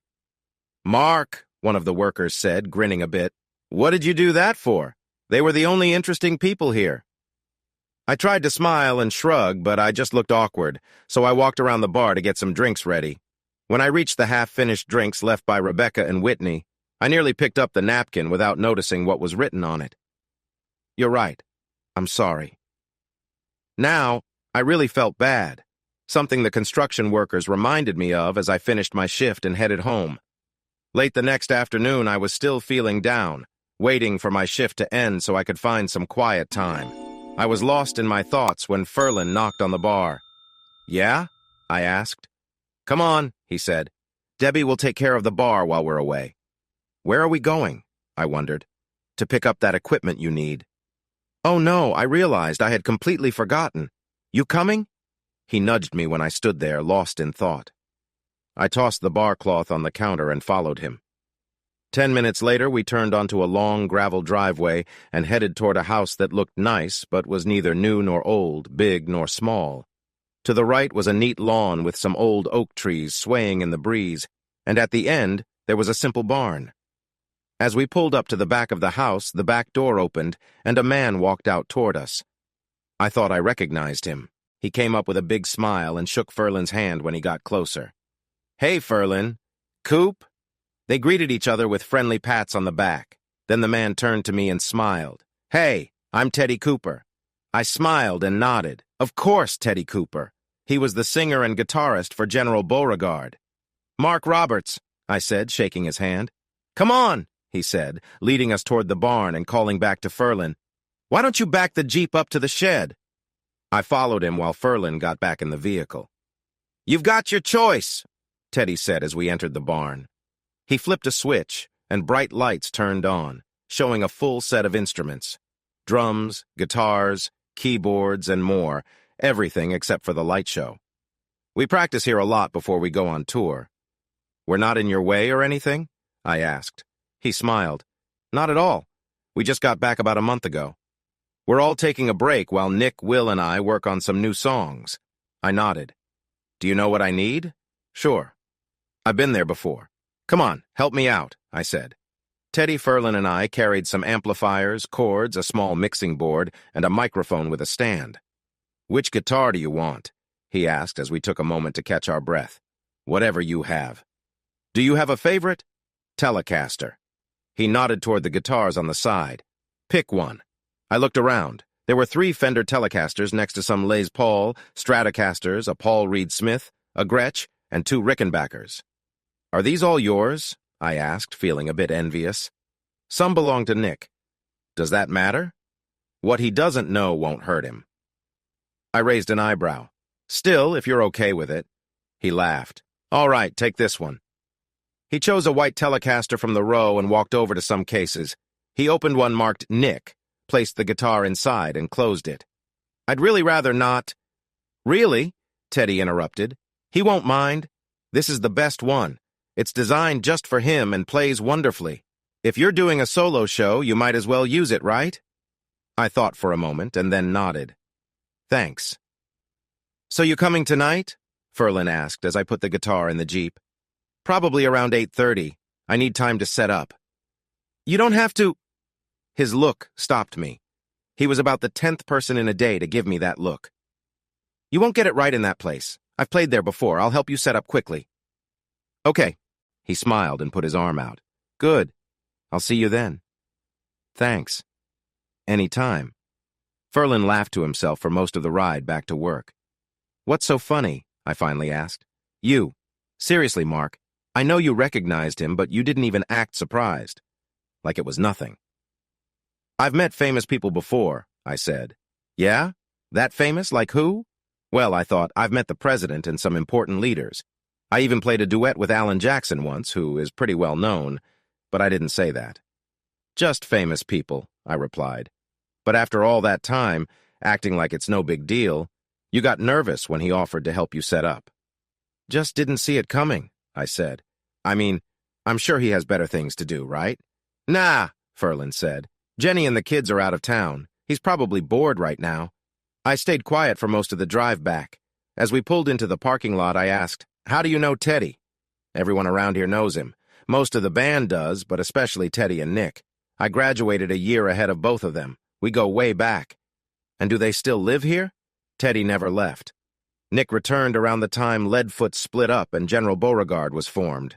Wow. He parked the Jeep, turned it off, and faced me. If you pay attention, you'll see more than just them. What do you mean? We're not far from Chicago, he said. Just far enough to feel like the country, but close enough to visit the city easily. There are many well-known people living around here. Like who? He listed off a movie director, 2 authors, some coaches and players from the Bears, Cubs, and White Sox, and others. They all live around here? All within 10 miles. Where? He smiled. If you drive down a country road and see a long driveway going into trees, there's a good chance it leads to someone famous. Wow, I thought. This was almost like being back in Nashville. No wonder people felt so relaxed here. I couldn't help but feel nervous about Teddy Cooper reviewing my playing and singing. Teddy kept his promise. 20 minutes after he arrived, the equipment was ready and the amps were set up. He showed me the effects pedals by the microphone, then gave me a nod, wished me luck, and headed into the crowd to grab a drink. Many people greeted him warmly, stopping to chat along the way. I heard a thud on the small stage to my right, and Ferlin said, "Move over, son." I stepped aside. He crouched under the mic, switched it on, and checked it was working. "Listen up," he said to the crowd in his deep voice. "A few members of Golden Rodeo can't perform tonight, so Mark here has agreed to step in for them." There were some playful cheers and laughs, and it was hard to tell if they were teasing or just joking around. Probably a mix of both. A few people looked genuinely disappointed that Golden Rodeo wasn't playing. "Just wait, Lou," Ferlin called to a large man with a crew cut and his wife heading toward the door. The man paused. "Give him at least 2 or 3 songs before deciding if my gut feeling about Mark was right, okay?" The man nodded and shouted, "I'll give him 2. "Sounds good. Now, if you all could give a warm welcome to a man making his debut at our lovely place." The applause was louder than I expected. Ferlin stepped back from the mic and leaned close to whisper in my ear. "I want you to give it your best, got it? Show them your talent." Then he flashed a big smile and gave me a friendly pat on the back. I smiled back at him as he stepped off the stage and blended into the crowd. Then I turned to the 60 or so faces eagerly waiting for me to perform. They looked ready for anything, even failure. Instead, I grinned and began to play the intro to a song I thought would be a good start. After about 20 seconds, I approached the microphone and nailed the first notes of the lyrics. Well, I left Oklahoma driving in my car, just about to lose my mind. I was heading to Arizona, maybe on to California, where the people all live so fine. At first, the crowd was quiet, but soon I noticed some people tapping their feet. By the time I reached the instrumental part after the first chorus, they were cheering and clapping. Even Lou was going to the bar for more drinks with his partner. That was when I realized they would be kind to me, not turn me away. I took a short break at 10 to 11, and the place was alive with movement. "Need a drink?" Ferlin yelled over the noise to my right. I shook my head. "No thanks, just water." He smiled, gave me a thumbs up, and made his way through the crowd to the bar. As I moved toward the door for some fresh air, people parted to let me through. A few patted my back and nodded, complimenting me while most chatted and enjoyed themselves, eager for the break to end and to dance again. "You're really talented," I heard someone say near my ear, a hand resting on my shoulder. It was Whitney, the shorter one with a pale complexion. I offered a tired smile. "Thanks." Going outside? I nodded. Mind if I join you? Sure. She pushed through the crowd, placed her drink on the bar, and then followed me outside. Stepping out, I looked up at the stars, enjoying the chilly air that refreshed me. I meant what I said. She spoke louder than usual, the sudden quiet after the noise was striking. I'm really sorry about my comment yesterday. Me too, I replied. I overstepped.